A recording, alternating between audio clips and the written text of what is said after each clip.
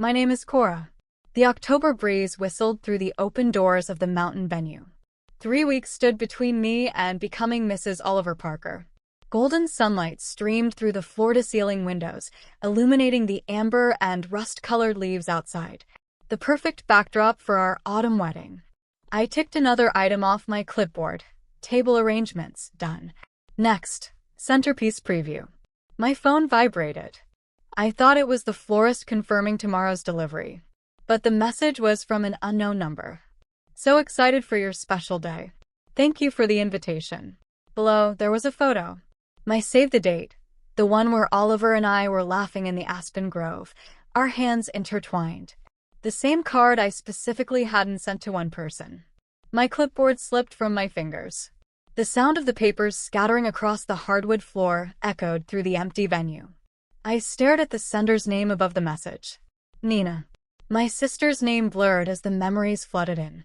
The scholarship letter. The devastating email. Her smug smile when I confronted her. You always get everything. I just wanted you to know what it feels like to lose. Hey, beautiful, brought you that coffee you love. I spun around. Oliver stood in the doorway, 2 cups of coffee in his hands, his warm, familiar smile fading as he took in my face. The wedding planner glanced at both of us, then at her team, and silently ushered them out. The door clicked shut behind them. You invited my sister to our wedding? My voice came out steady, controlled, though my hands trembled. Oliver's smile vanished completely. His eyes dropped to the floor and then flickered back to mine, guilt etched in every line of his face. Cora, listen. She's your only sister. It's been 10 years. The words landed like a physical blow. I gripped the edge of the nearest table, trying to steady myself. You knew. You knew what she did. It's been so long. People change. Our third date flashed into my mind. The small Italian restaurant where I finally opened up, told him everything. How Nina sabotaged my $75,000 scholarship to design school. How she forged an email canceling my application to the board. How she destroyed the career I'd spent years planning. But most importantly, I remembered what came next. My voice fierce despite the tears. If you ever try to bring her back into my life, we're done. And Oliver's reply, his hand covering mine, I would never do that to you. I promise. Let me see your phone. The words were out before I could stop them. What? Your phone, Oliver. Now. He hesitated, then handed it over. His passcode hadn't changed, my birthday. I opened his messages, scrolled through months of conversations. My stomach churned. Text to Nina, she'll forgive us when she sees you there. To my parents, I think it's time we help them reconcile. Their reply, you're such a good man, Oliver. Cora will thank you for this someday. The magnitude of the betrayal stole my breath. They had been planning this for months. All of them. I slid my engagement ring off my finger. The diamond caught the sunlight, scattering tiny rainbows across the venue contract on the table. I placed the ring beside it. Cora, please. Oliver's voice cracked. I thought I was helping your family heal. I looked at him, really looked at him, seeing him clearly for the first time. The man I thought would protect me had instead conspired with the people who had hurt me the most. There's nothing to heal. My voice was low but firm. Because there is no family. Not anymore. I walked past him, my steps solid on the wooden floor. He called out to me, but I didn't turn back. The mountain air hit my face as I stepped outside, carrying the scent of pine and autumn leaves. A scent that would forever remind me of the day I learned that sometimes the deepest betrayals come disguised as love. Behind me, the venue doors closed with a final, resonant thud. 3 days later, canceled vendor contracts littered my apartment floor like fallen autumn leaves. The florist's impeccable letterhead, the caterer's elegant script, the photographer's minimalist logo, each marked with bold red letters. Canceled. My phone vibrated again. 27 missed calls from Oliver. 14 from Mom. This isn't you, honey. Mom's latest voicemail played as I folded another contract. We raised you to believe in second chances. A delivery man knocked. Another arrangement of white lilies. Mom's card was nestled among the blooms. Family forgives, sweetheart. The flowers joined 3 other identical arrangements by the window. their perfume turning my stomach. My wedding dress hung in the corner, its delicate lace catching the morning light. $2,000 worth of broken promises encased in tulle and silk. I turned my back to it, but its presence filled the room like another person watching waiting. Dad's voice crackled through my phone speaker. "We've all been talking, sweetheart. Nina made a mistake when she was young. Lord knows I've made plenty myself." His familiar chuckle grated on my nerves. "Remember when I sold that '68 Mustang without telling your mother?" Oliver's text arrived while Dad's message was still playing. "I've been meeting with your parents. They understand why I did this. Why can't you?" Below, a photo. Oliver, Mom, Dad, and Nina squeezed into a booth at Trattoria Toscana, our favorite date night restaurant. Their faces glowed with conspiratorial warmth. Nina's head rested on Mom's shoulder. Oliver's arms stretched behind my sister, comfortable, familiar. The timestamp read 3 weeks ago. My coffee mug slipped from my fingers, shattering against the hardwood floor. Dark liquid seeped across the canceled contracts, staining the paper, blurring the signatures. Nina's email arrived next, the subject line flashing, "I've changed. Please give me a chance." I ignored it. 10 years is long enough to punish everyone. Mom's voice filled my apartment again. "I raised you better than this. Forgiveness is what defines us as family." The message cut off. Another began. "The whole family agrees with Oliver. You're letting the past control your future, and it's not healthy." The front door clicked open. Erica walked in, armed with takeout bags and that fierce look she gets when she's ready for battle. "I brought reinforcements." She held up a bottle of wine. "And I'm not leaving until we've dealt with all of this." She gestured to the paper carnage surrounding me. "I can't have you staying in. You have that important client meeting tomorrow. They already rescheduled." She dropped the bags on my kitchen counter. "Noah's covering." My phone buzzed again. Oliver's face filled the screen. Erica snatched it before I could react, silencing the call. "Oh, and that reminds me." She pulled a business card from her pocket. "Remember Clara from accounting? Her aunt went through something similar with her family. She'd like to talk if you're interested." The aroma of garlic and tomato sauce filled my apartment, pushing back the cloying sweetness of Mom's lilies. Erica unpacked the containers, her movements precise, purposeful. She didn't ask if I was okay. Didn't press for details. Just created order in the chaos, one food container at a time. My neighbor John's voice drifted in through the open window. "Last box loaded in your car, Erica. Need anything else from his place?" "That's it," Erica replied. "Thanks, John." The last remnants of my life with Oliver, boxed up and labeled. While they were busy meeting and messaging, I was busy choosing myself again, alone and unguarded. Now, looking at it all, 3 years condensed into cardboard boxes. My gaze drifted to the laptop, to the draft email I'd been avoiding. "You don't have to do that tonight," Erica said, following my gaze. "Yes, I do." The wedding cancellation email took shape, each word measured, stripped of blame or bitterness. "Due to unforeseen circumstances, the wedding of Cora Walker and Oliver Parker has been canceled. All gifts will be returned with our sincere gratitude for your kind wishes. Send." 148 guests. 148 gifts to return. Each requiring a personal note. Each note, a reminder of what I'd lost. What had been taken from me. The wedding dress watched, silent, accusatory. "Will you help me take it down?" My voice cracked on the last word. Erica set down her wine glass. Together, we lifted the dress from its hanger. The beaded bodice caught the light, scattering tiny rainbows across my walls. We eased it into its garment bag, careful not to snag the delicate fabric. "The consignment shop opens at 10 tomorrow," I said. Erica nodded, zipping the bag closed. Her hand found mine, squeezed once. Understanding passed between us without words. A leather-bound journal peeked out from under the scattered contracts, its pages dog-eared and worn. My throat tightened. The scholarship journal. Every detail of Nina's betrayal recorded in my furious teenage scrawl. Evidence I hadn't been able to show Oliver, even after he'd promised to protect my heart. The last entry ended mid-sentence, as if 17-year-old me couldn't bear to write another word. But there was more to that story. So much more that Oliver never knew. that no one knew. I closed the journal, slid it back under the papers. Some truths needed to wait for their moment.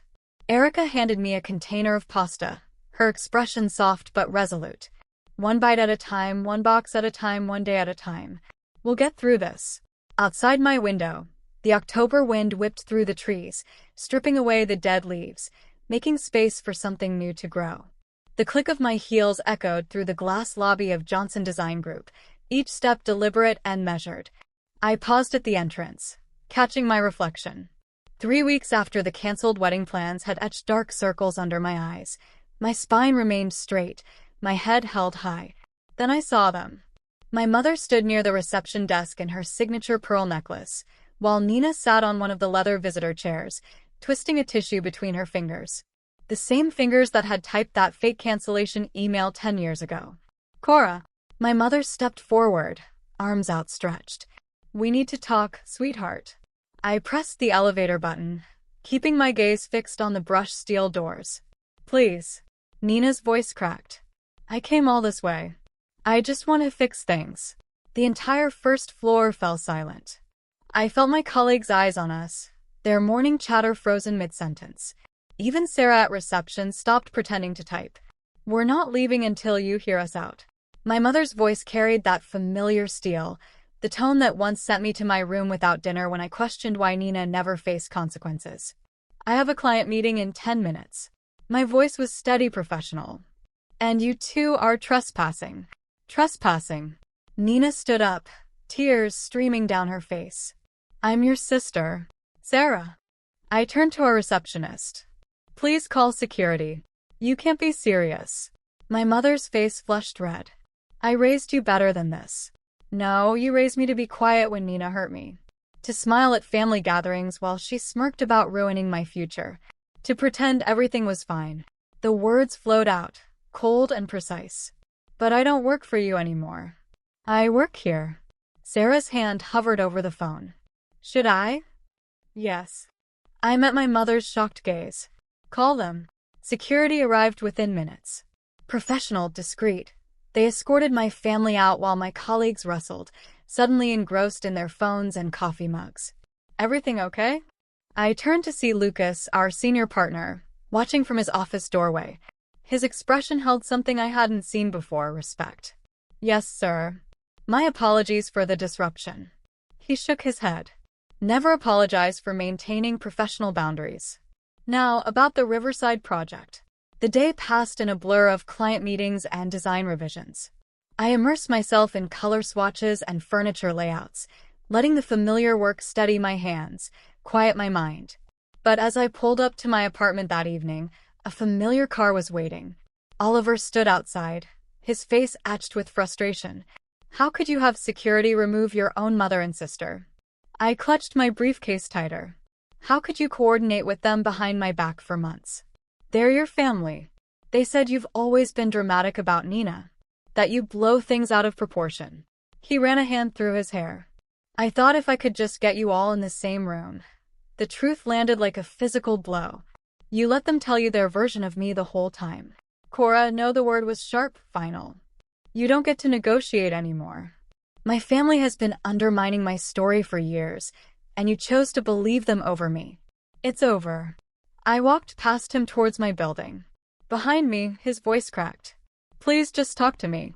The security code beeped as I entered, and I found Erica waiting in my apartment with takeout and wine. Saw his car outside. She pulled me into a tight hug. I'm not leaving until he does.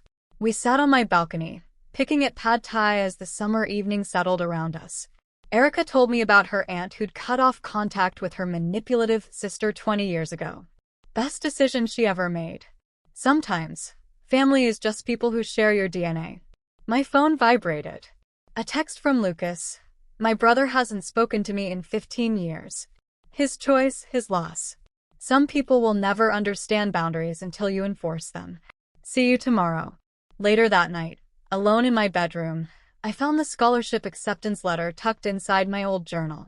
The elegant letterhead of the design school, the words that once promised everything.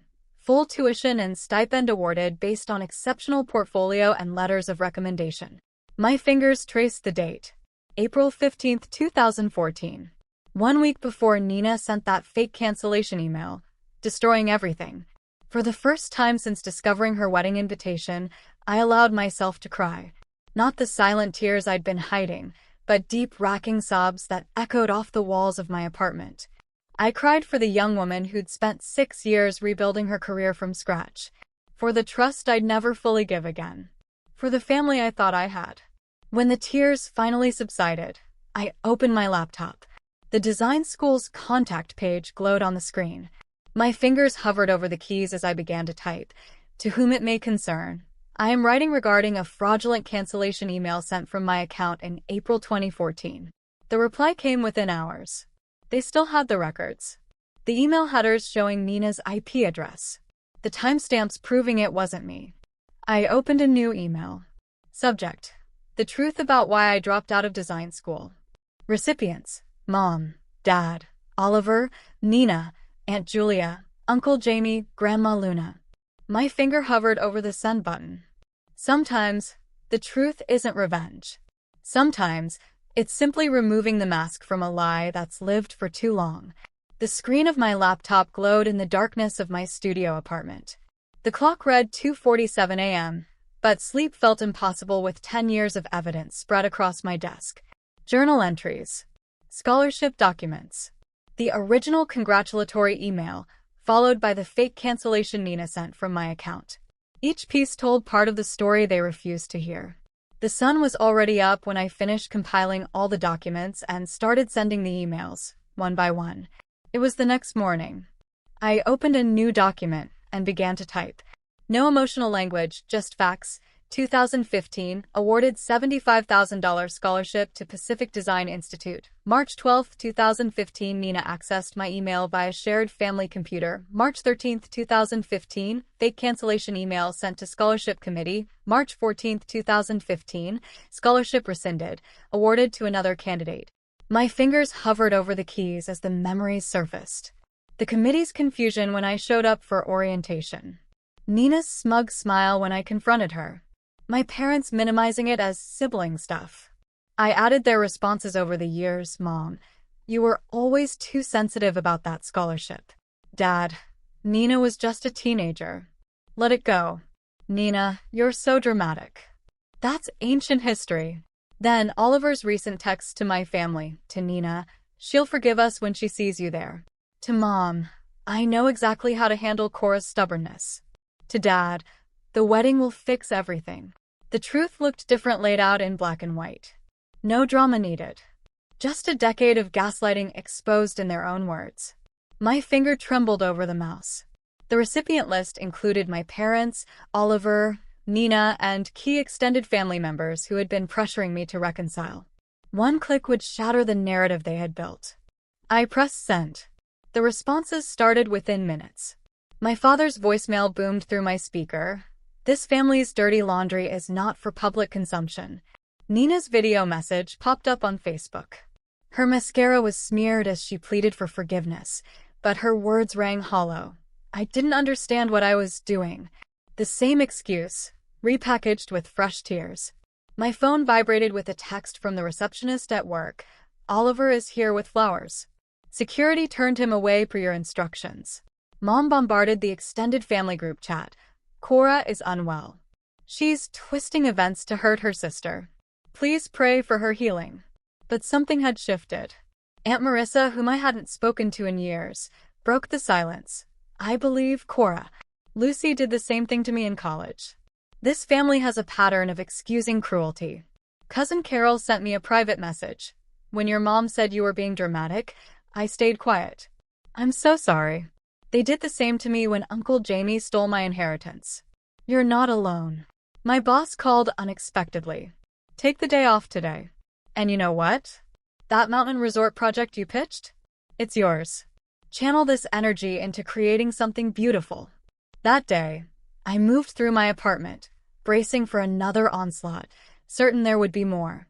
But later that night, I slept without medication for the first time since the wedding cancellation. No dreams of Nina's smug smile or Oliver's betrayal. Just peaceful darkness. The morning after the digital dust settled, a text arrived from Dad. I didn't realize how much this impacted your career. No apologies or demands. Just the first crack in his certainty. I didn't reply and went to work. At the office that morning, Nina's lengthy social media post about family healing vanished without explanation. The comments demanding I forgive her disappeared too. Kelly from accounting stopped by my desk. Oliver tried to send more flowers. I sent them back myself. She squeezed my shoulder. Some men never understand the word no. Later, Erica forwarded me a screenshot from our mutual friend Lucas. Oliver finally admitted he screwed up. Said he should have respected Cora's boundaries instead of playing family therapist. I threw myself into the mountain resort projects. The irony wasn't lost on me. Creating another venue in the Cascades, so similar to my cancelled wedding location. But this time, every decision flowed naturally. No hesitation. No compromise. The glass walls of my design reflected the surrounding forest. Local stone anchored the foundation. A built-in fireplace offered shelter from the mountain winds. Every element exactly as I envisioned it. My computer pinged with a wedding planning reminder. 3 months until the big day. I opened the folder, the cursor hovering over years of Pinterest boards and vendor contracts. With 3 clicks, I deleted everything. The empty space felt right. Like finally setting down a weight I hadn't even remembered carrying. My phone lit up with another text from Mom. We can still fix this, honey. Family is everything. I placed the phone face down without replying. She was wrong. Family wasn't everything. Truth was everything. The rising sun painted my design sketches in shades of amber and gold.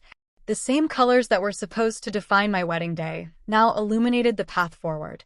Not the path they chose for me. The one I was finally strong enough to walk alone. My laptop screensaver shifted to a photo from the site visit last week. I stood on the mountain overlook, the wind whipping through my hair, a genuine smile reaching my eyes for the first time in months. Behind me, the foundation took shape, each stone exactly where I placed it. Some people spent their lives trying to fix broken foundations. I was building something new. Something real. But a small voice whispered, "What happens when those who hurt you refuse to accept your truth?" Dad's text felt like the first drop of rain before a storm. Nina's silence spoke louder than her tears. And somewhere, Oliver still held the rings that promised to bind me to a life built on lies. The mountain resort plans glowed on my screen, solid and true. Let the storm come. This time I was ready. First, I focused on finishing the project and meeting with the clients. Second, I focused on myself and my peace. A whole week passed like that.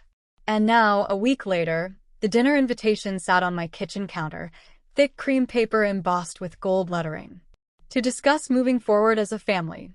Mom's handwriting flowed beneath in perfect cursive, suggesting Luigi's, the French restaurant where I'd celebrated my college graduation, my first design award, every significant milestone. My phone vibrated. Another voicemail from Aunt Melissa. "Honey, we're all so worried about this rift."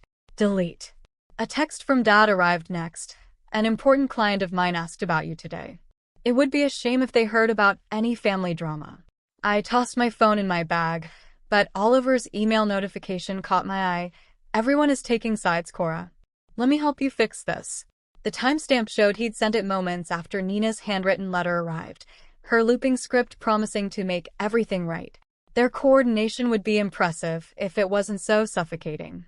I called Erica to join me for the dinner, and she readily agreed. I was ready to face them, and I began to get ready. "You don't have to do this," Erica said, straightening the collar of my blazer later that evening. We stood outside Luigi's, the autumn wind whipping fallen leaves across the cobblestone patio. "We could order pizza." "No."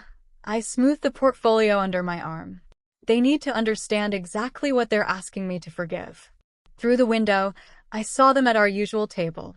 Mom in pearls, Dad in his power suit, Nina in something soft and peach that made her look younger, more vulnerable. Oliver's head was bent close to my father's, likely strategizing. The perfect family tableau. I pushed open the heavy wooden door, Erica right behind me. Their heads snapped up in unison. "Cora."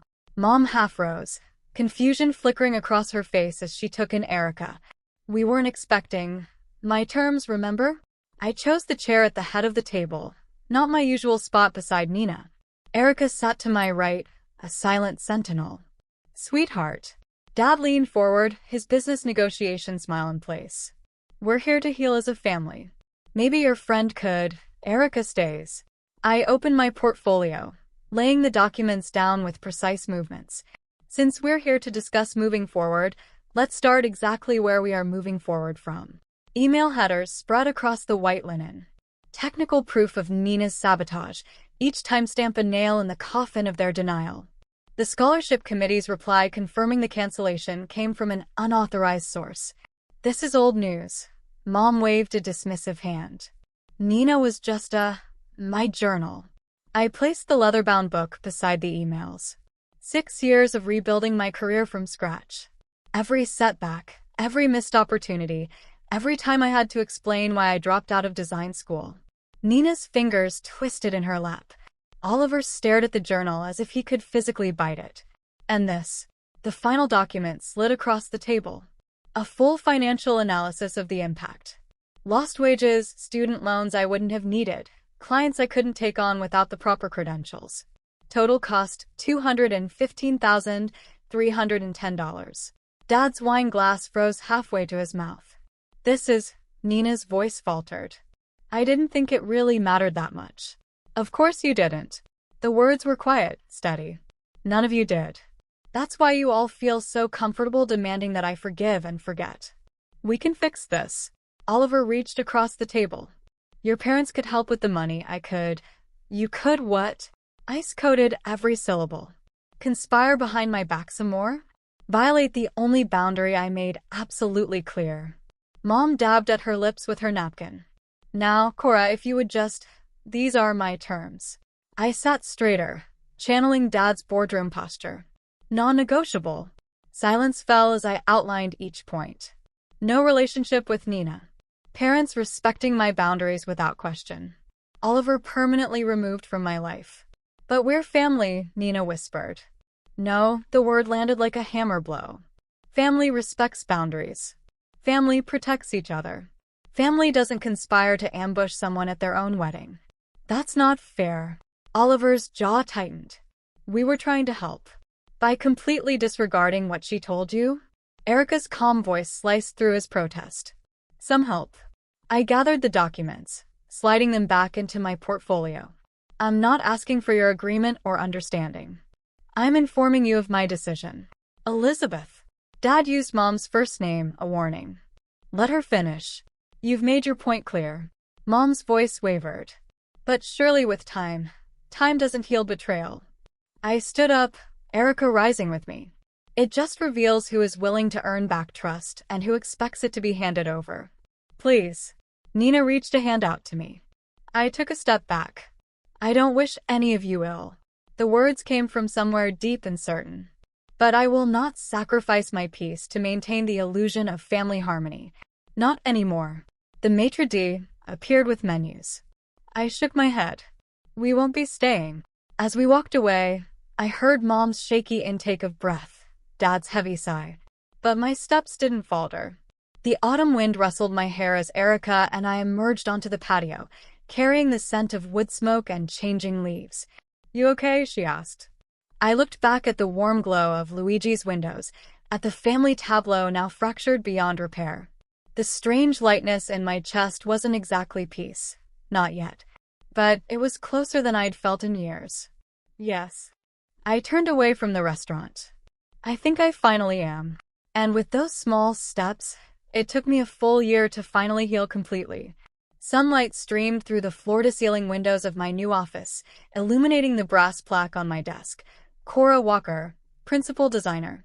The award for the Mountain Retreat project sat beside it, its crystal edges throwing rainbow prisms across my laptop screen. 1 year. The words still caught in my throat sometimes. 1 year since I'd walked away from a wedding, a family, and a lifetime of trying to be who they wanted. My fingers traced the embossed letters of the award. Excellence in Sustainable Design. The irony wasn't lost on me.